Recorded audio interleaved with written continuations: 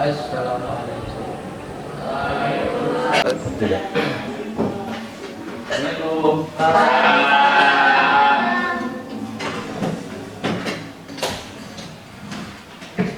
Selamat pagi, rekan-rekan. Baik. Gimana kabarnya hari ini? Sebelum kita membahas tentang perkuliahan filsafat ilmu, mari kita awali pembahasan kali ini dengan mengucapkan bismillah.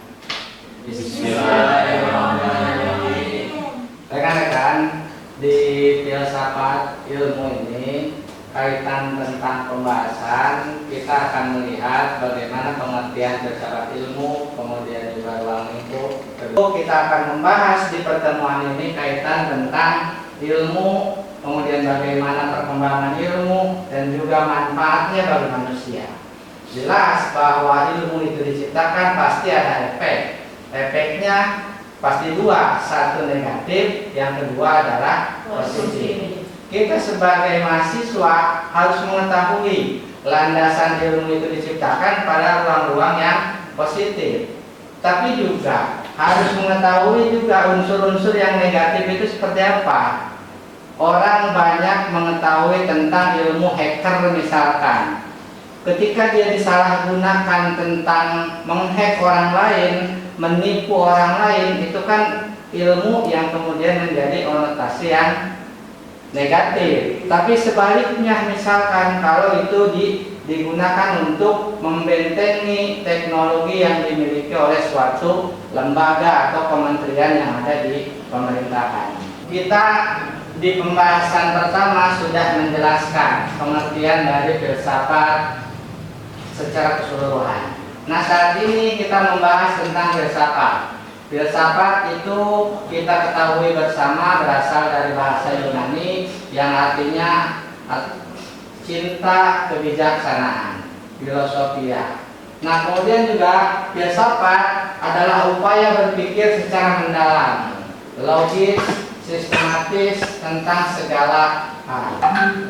Kita akan membahas tentang filsafat. Tadi filsafat pembahasannya. Nah, sekarang pengertian dari filsafat ilmu. Filsafat ilmu itu adalah kajian filosofis terhadap hakikat ilmu, pengetahuan, cara kerja ilmu, dan juga nilai-nilai dalam ilmu. Itu yang pertama. Yang kedua, ya kan, filsafat ilmu itu adalah penyelidikan secara sistematis tentang struktur, metode, dan juga validitas ilmu pengetahuan. Itu nanti ada ruang evaluasi. Evaluasi buat apa?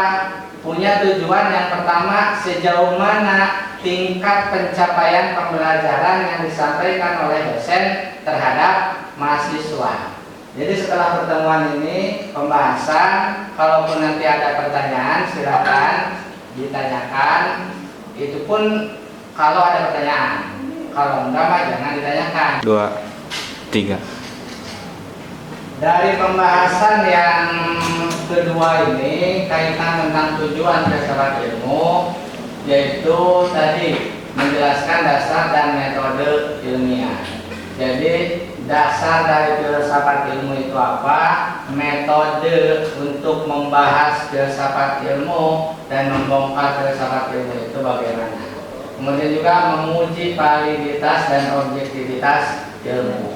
Jadi ilmu itu tidak otomatis muncul gitu, tidak bim salabim, tapi ada proses. Proses apa? Proses pengujian dan validitas terhadap ilmu, bahwa objek itu disebut sebagai ilmu apa ketika ada proses pengujian. Ketika belum, berarti masih diragukan keilmuannya.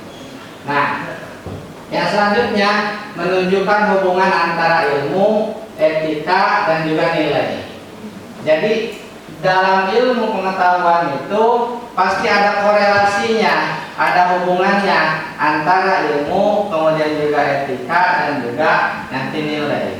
Tidak semua ilmu itu bebas nilai, tapi ada ruang lingkup yang membatasi kaitan tentang etika, karena ilmu itu digunakan pada ruang lingkup dimensi sosial. Ketika digunakan pada ruang lingkup dimensi sosial, maka ada batasan-batasan etika sosial nantinya. Kemudian juga menempatkan ilmu dalam konteks sosial, budaya, dan religius. Oke. Nah, ruang lingkup filsafat ilmu.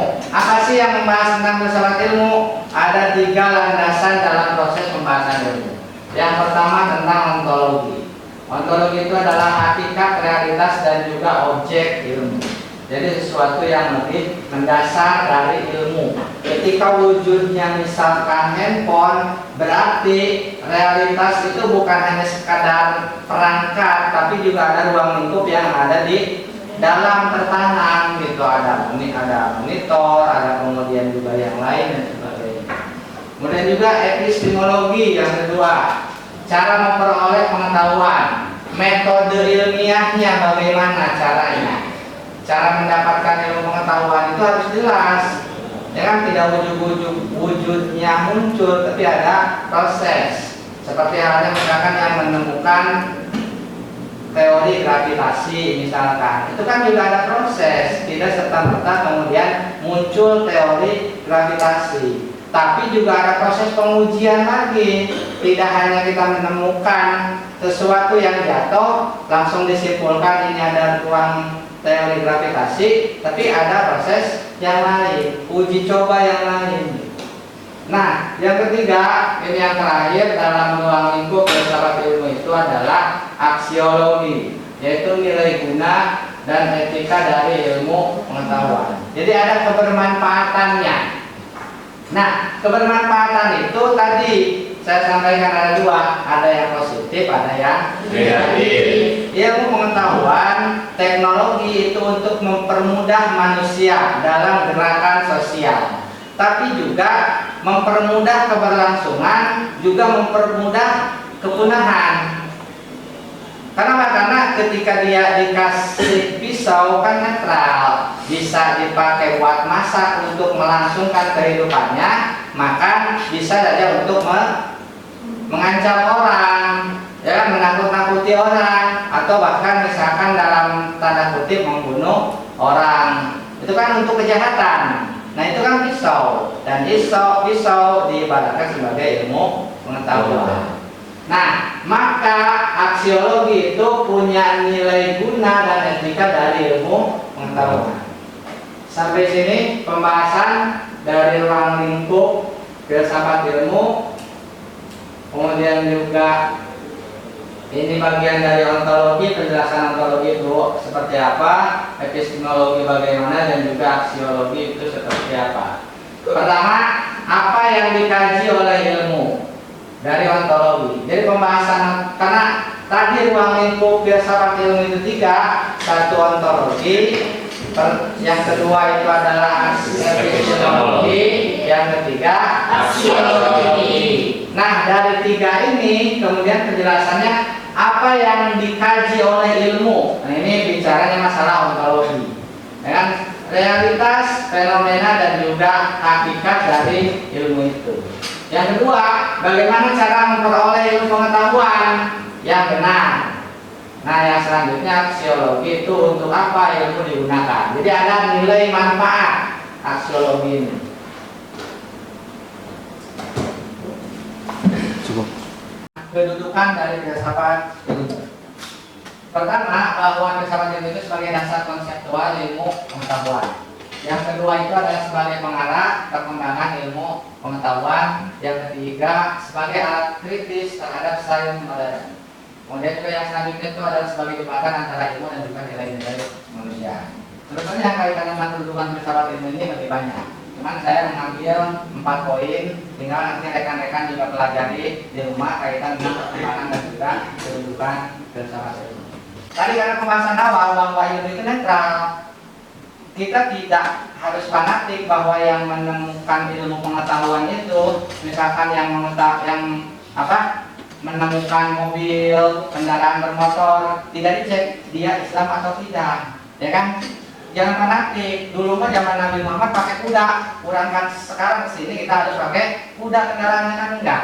Kita sebagai orang Islam yang moderat harus juga berpikir yang moderat. Maka korelasi antara keimanan dan ilmu itu sangat sangat sejajar. Oleh karena itu, kita harus melihat bahwa ilmu itu dari sudut pandang keimanan. Ketika melihat dari sudut pandang keimanan, maka nilai-nilai tauhid yang kemudian dikedepankan. Relasi ilmu yang berkembang itu untuk mempunyai nilai ibadah kepada Tuhan yang Maha Esa, gitu. Itu harus ada korelasi. Kalau tidak, repot. Nah, selanjutnya ilmu bukan sekedar rasional, tetapi juga spiritual. Kenapa? Karena sesuatu yang rasional ketika menyangkut pada keimanan kadang-kadang juga tidak rasional atau yang disebut dengan irasional. Nah, spiritualitas itulah yang kemudian juga yang disebut dengan tidak rasional, tapi juga ada wujudnya. Kita imani pada akhirnya. Selanjutnya, filsafat ilmu juga menyatukan antara wahyu dan akal. Nah, pembahasan ini nanti akan lebih panjang karena di mata kuliah yang lain juga ada yang disebut dengan teologi Islam, ada yang disebut dengan ilmu kalam dan sebagainya. Tapi pembahasan ini kita akan membahas selanjutnya akan lebih detail lagi di pembahasan kedua, ketiga, keempat dan juga nanti di pembahasan selanjutnya. Itu saja yang saya sampaikan untuk pertemuan kali ini. Sebelum kita akhiri dari proses pertemuan ini, nanti kita akan mencoba kuis. Silahkan rekan-rekan buka HP-nya. Mudah-mudahan ada kuotanya, kan gitu. Bisa nanti kita kuis dan nanti saya akan coba share kepada rekan-rekan ke Posma. Oke, silakan. Sudah muncul? Ada? Oke, silakan. Itu tidak banyak pertanyaannya, mengulas kaitan tentang pembahasan filsafat ilmu, tujuan dari filsafat ilmu dan juga nanti kedudukan filsafat ilmu. Silakan saya kasih waktu. Setelah itu kita akan lihat apa yang disampaikan tertangkap atau tidak. Oke, silakan. Selesai semua? Sudah. Nah, itu adalah kuis. Kita evaluasi pembahasan yang saat ini disampaikan. Jadi apa yang dicerna oleh rekan-rekan tadi juga Pak Yati, dengan ada yang mencernanya sambil bertahan, dengan serius, tapi seolah-olah fokus, tapi pada akhirnya mikirin yang lain. Oh, lupa jemuran, lupa apa. Jadi pas misinya campur, ada yang betul semua, ada yang setengah, ada yang macam-macam.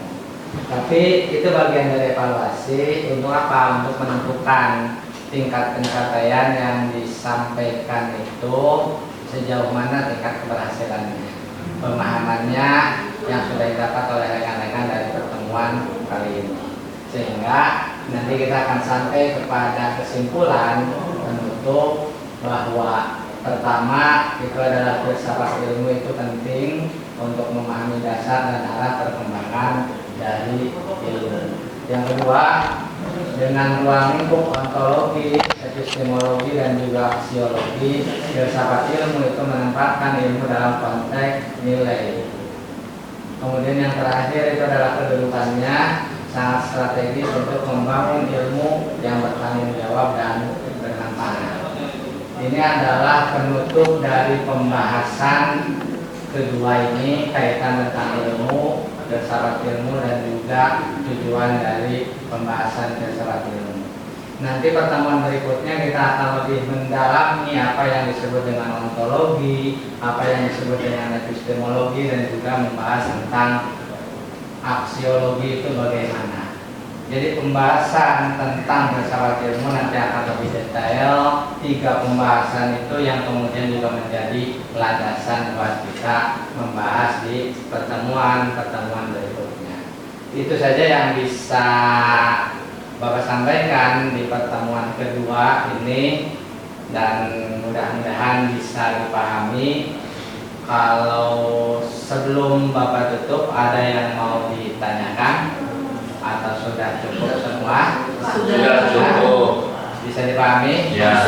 Oke.